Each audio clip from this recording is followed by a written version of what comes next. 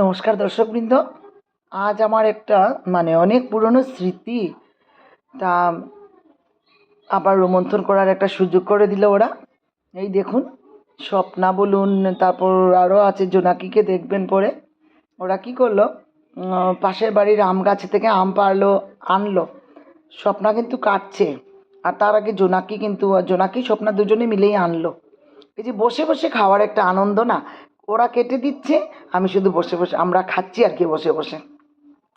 শুধু আমি না, আমার বান্ধবীও খাচ্ছে, সবাই মিলে আমরা খাচ্ছি। এই যে খাওয়ার নমুনাটা দেখুন শুধু, হয়তো জীবনে আম পাইনি সেই রকমই একটা অবস্থা আমাদের চলছে।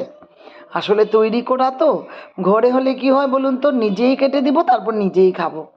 এখানে যে এত ওরা এত আদর করে বলছে, তারপরে এই যে জোনাকিকে দেখলেন, ও ভিডিও ক্যামেরা করছে আমাদের, ও তো একটু পরে পরে খাও এটা খাও এটা খাও এটা খাও এরকম বলছে।